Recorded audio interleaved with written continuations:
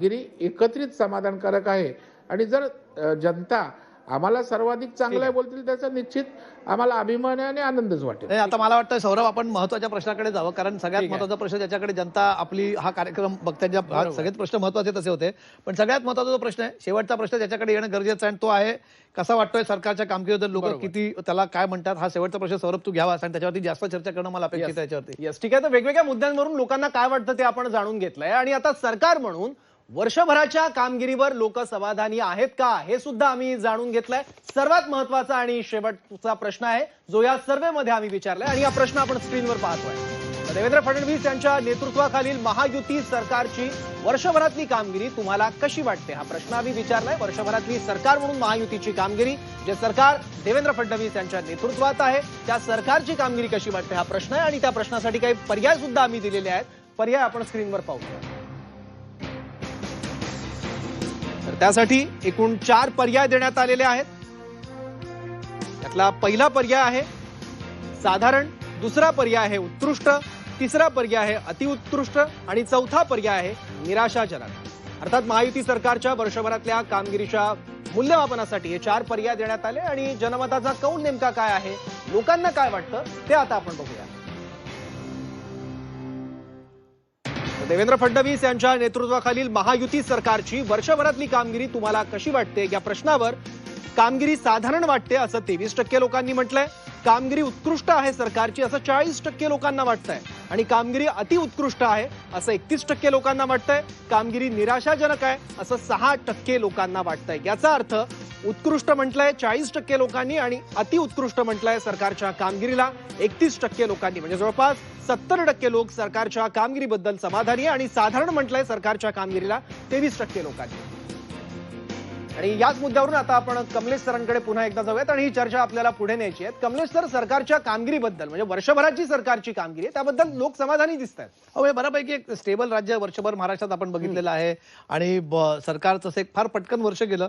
मगाशीच आम्ही कार्यक्रम ची चर्चा सुरू करण्याआधी जेव्हा आम्ही पॅनलिस्ट सोबत आधी चर्चा करत होतो तेव्हा हे वर्ष इतकं पटकन गेलं आणि जरी राजकीय मतभेद आणि राजकीय चर्चा जास्त राहिली, खरं तर आम्ही पत्रकार म्हणून जेव्हा या गोष्टींकडे बघतो तेव्हा बऱ्याचदा असं वाटतं की कव्हर फायरिंग होतं की काय, पण तरी सुद्धा जेव्हा लोकांचं ओपिनियन आहे त्याच्यामध्ये बाकी सगळं एका बाजूला असं मला वाटतंय आणि सरकारची किंवा आपण देवेंद्र फडणवीस यांची इमेज एका बाजूला असं एक चित्र तयार झालेलं आहे. देवेंद्र फडणवीस यांची इमेज आणि त्यांच्या सरकारला बघण्याचा लोकांचा दृष्टिकोन जवळजवळ 40% लोक म्हणतात उत्कृष्ट आणि अतिउत्कृष्ट वाटतं 31 लोकांना. साधारण पण म्हणणारी लोक तसा आकडा 23% लोकांचा आहे आणि निराशाजनक म्हणणारा आकडा हा 6% आहे. त्यामुळे 30% जरी आपण हा पकडला साधारण आणि याचा तरी सुद्धा सरकारला एक बऱ्यापैकी सरकारच्या बाजूने खूप मोठं इथे आपल्याला अभिजित या आकडेवारीत लोकांचं ओपिनियन दिसतंय.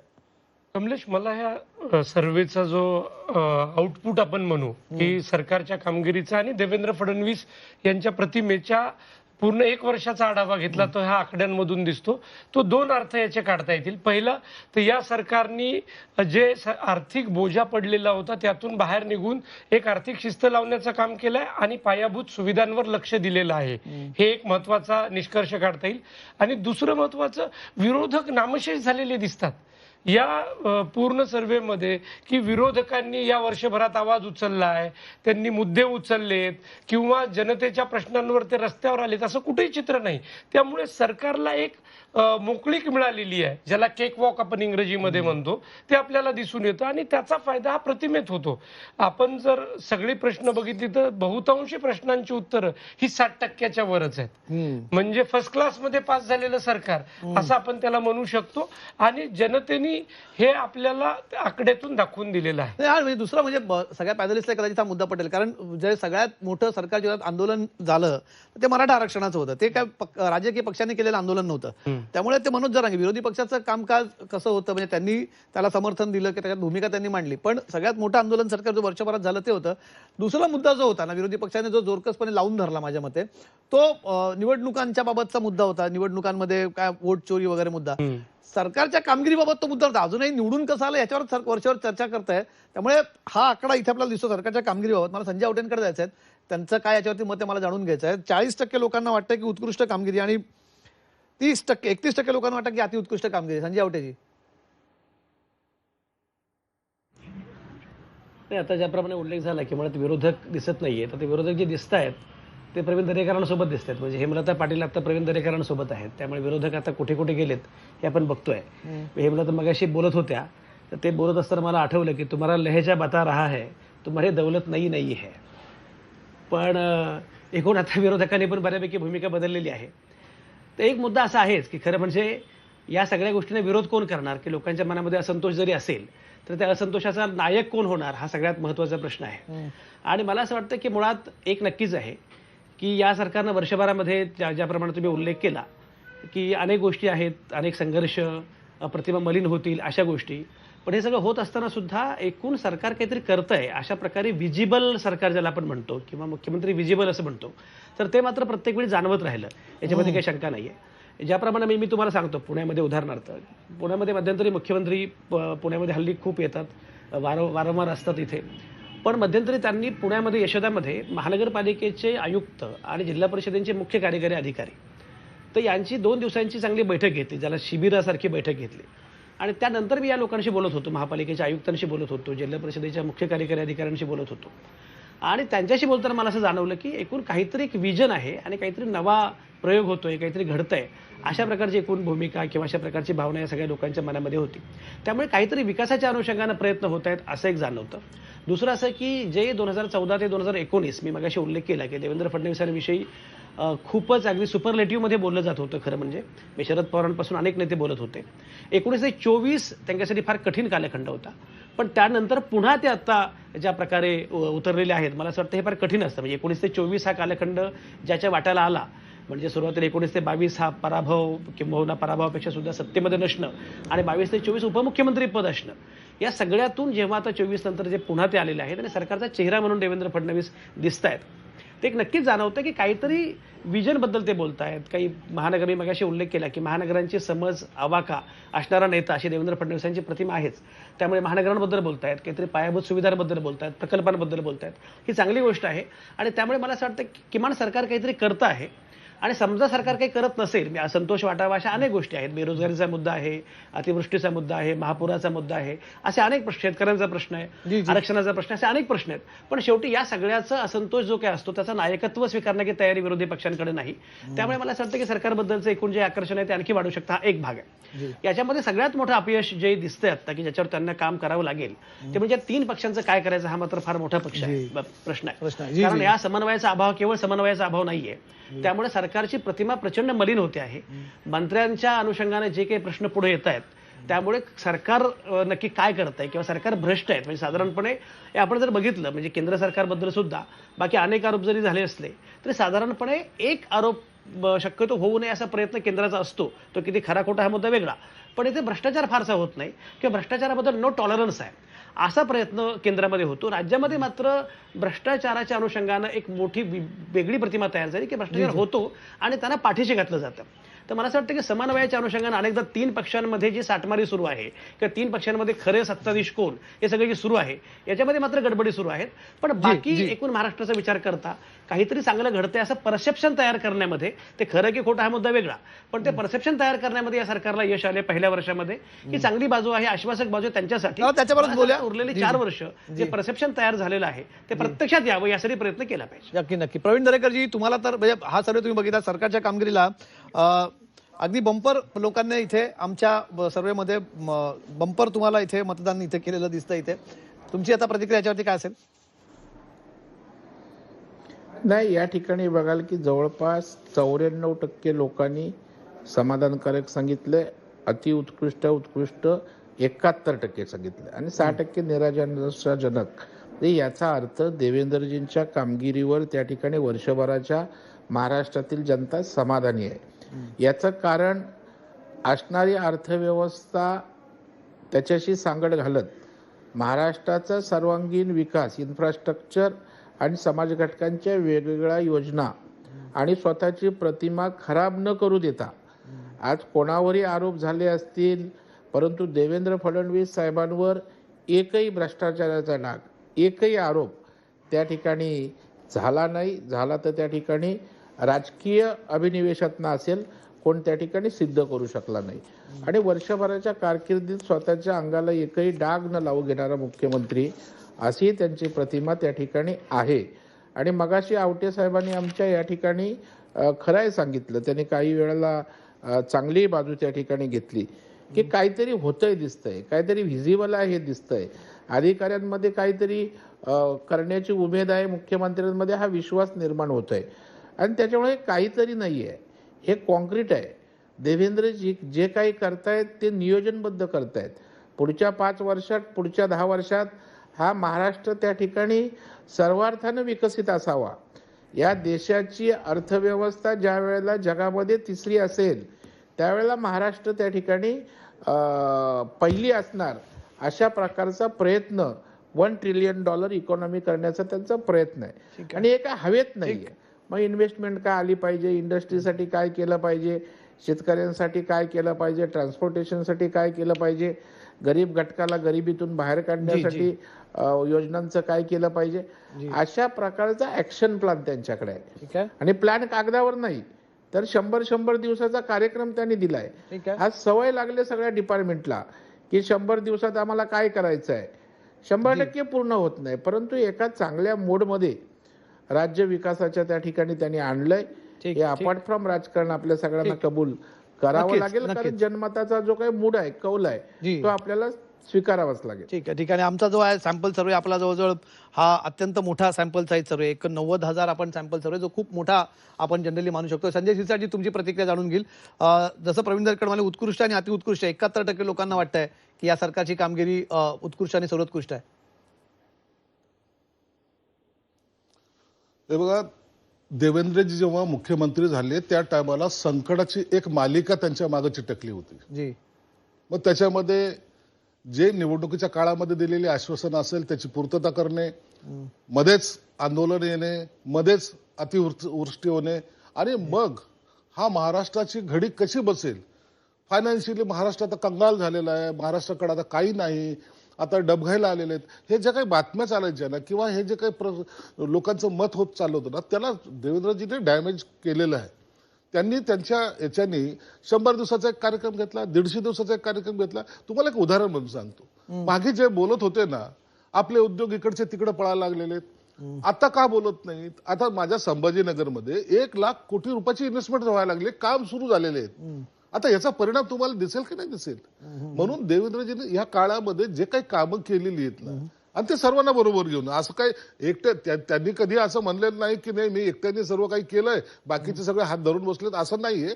त्यांनी सर्वांना बरोबर घेऊन काम करण्याची जी काही नवीन पद्धत त्यांनी अडॅप्ट केलेली आहे, त्याच्यामुळं प्रत्येक, आता अतिवृष्टी झाली, अजितदादा असतील, एकनाथ शिंदे साहेब असतील, मंत्रिमंडळातला कोणताही सहकारी असेल, त्याला सांगितलं की तुम्ही इथं थांबू नका मंत्रालयात, तुम्ही चला गावखेड्यात जा, तिथं पहा काय झालं ते. अशा इतक्या गंभीर प्रकरणामध्ये जेव्हा मंत्री किंवा इतर सहकारी जातात त्या टायमाला लोकांचा मूड हा बदललेला असतो आणि त्याचाच परिणाम आपल्याला दिसतोय की 96% लोकांनी सांगितलं की 71% लोक म्हणतात उत्कृष्ट वगैरे वगैरे, 71% लोक म्हणतात आणि 23% लोक साधारण म्हणतात. पण तरी ठीक आहे, 71% मोठा आकडा. हेमलताजी, सर्वसाधारण जरी झालं तरी 96% पण झालेलं आहे. परंतु एक तुम्हाला सांगतो, एक सिस्टीम असते ना, ती सिस्टीम उत्कृष्टपणे देवेंद्रजींनी चालवलेली आहे, याबद्दल नो डाऊट. आणि याच्यामुळं सगळ्या अधिकाऱ्यापासून तर लोकप्रतिनिधीपर्यंत सर्वांना एक वेगळी शिस्त सुद्धा लागलेली आहे. ठीक आहे. हेमलताजी, तुमचं मत. हा जो आता लोकांकडून जो आकडा आलेला आहे तो खरंच अतिशय दिलासादायक आहे, आमची उमेद वाढवणार आहे. आणि आता जसं शिरसाट साहेब म्हटलंय की आदरणीय मुख्यमंत्री यांच्या नेतृत्वाखाली हे जे सरकार काम करतंय, दोन्ही उपमुख्यमंत्री त्यांना जी साथ देत आहेत आणि त्या पद्धतीने अतिशय चांगल्या पद्धतीने हे काम पुढे चालू राहील आणि अजूनही लोकांच्या विश्वासाला सार्थ ठरवण्याचा आम्ही सगळे एकत्रितपणे प्रयत्न करू.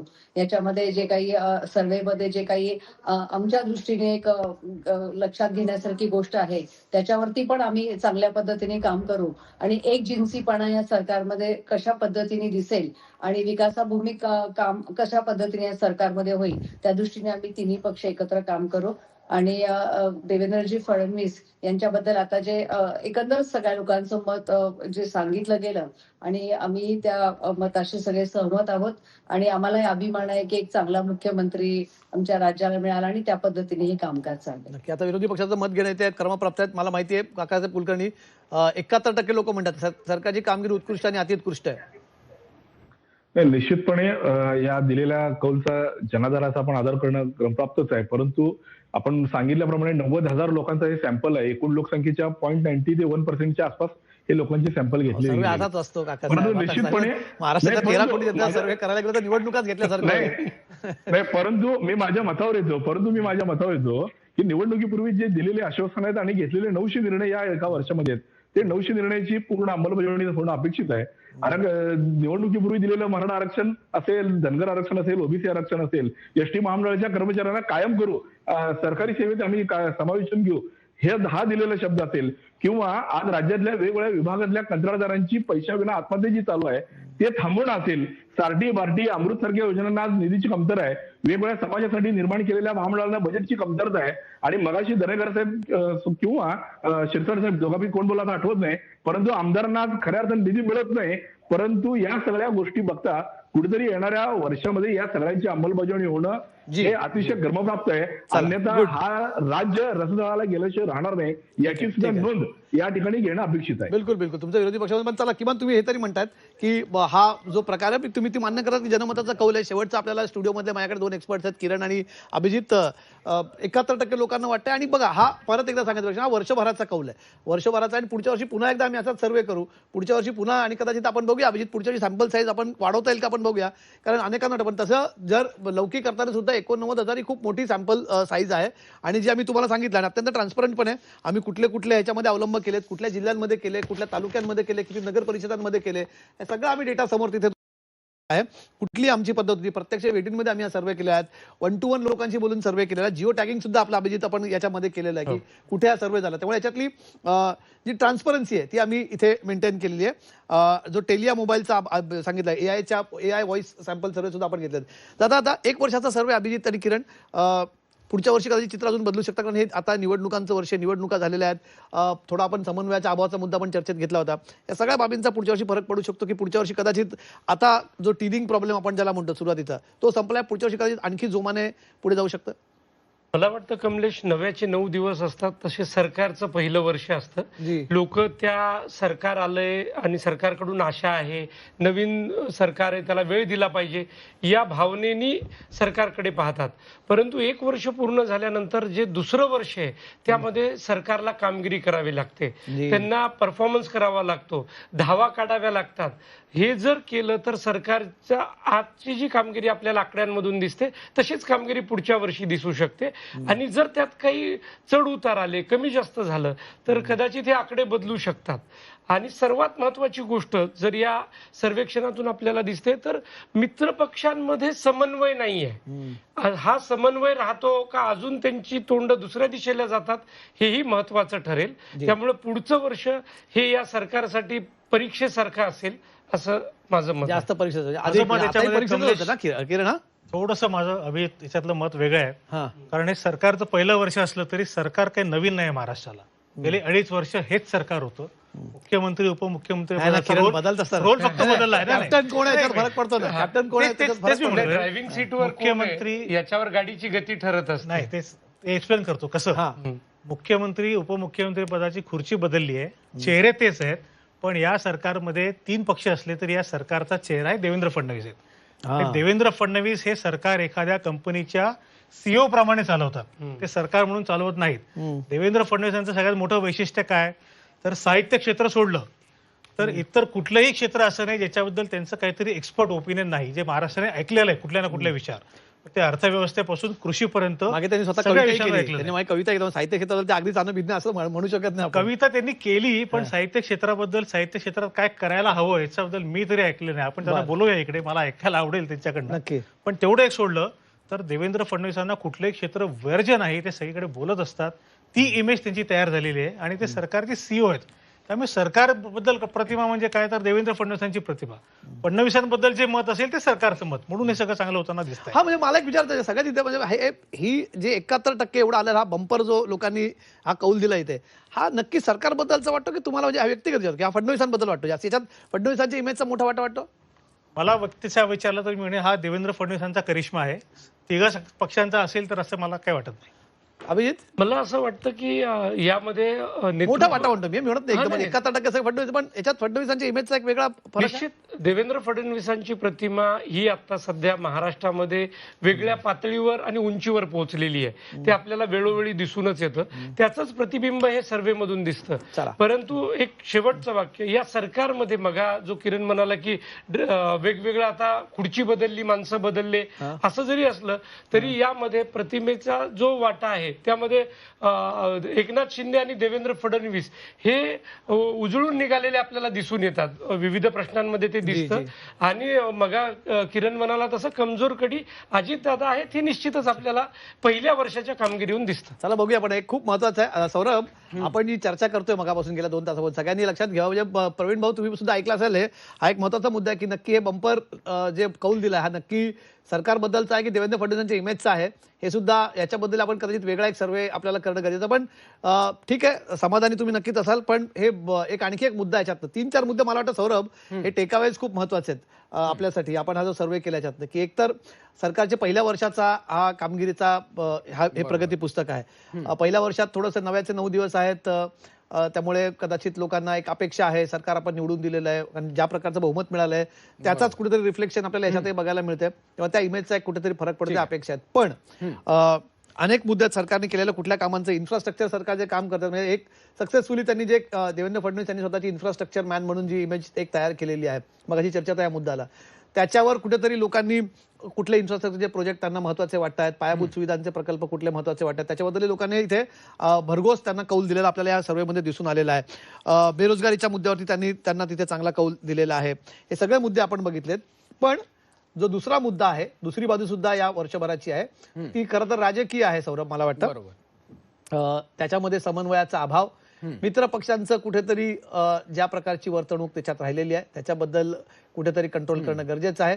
हे सगळे मुद्दे कदाचित, जसं किरण तारे मगाशी म्हणाले की आगामी काळामध्ये पहिलं वर्ष जरी खूप सोपं गेलं असलं, पहिला पेपर सोपा गेला असला तरी आगामी दुसऱ्या वर्षात लोकांना कामाची अपेक्षा असेल. आणि कदाचित जेव्हा पुढच्या वर्षी आपण हा पुन्हा एकदा सर्वे करू तेव्हा सौरभ माझ्या मते आकडे इतके फार एक कल्ले असतील असं आपण म्हणणं नको. पण सध्या तरी रिझन टू बी हॅपी असा आहे सरकारसाठी. सौरभ, बरोबर. तर हा होता मूड महाराष्ट्राचा आणि कौल वर्षपूर्तीच्या. जनतेच्या मनात नेमकं काय चाललंय सरकारबद्दल, सरकार समोरच्या प्रश्नांबद्दल, सरकारच्या प्रतिमेबद्दल आणि सरकारमध्ये असलेल्या पक्षांबद्दल महाराष्ट्राला नेमकं काय वाटतं याचा कानोसा या सर्वेच्या माध्यमातून आपण घेतलाय.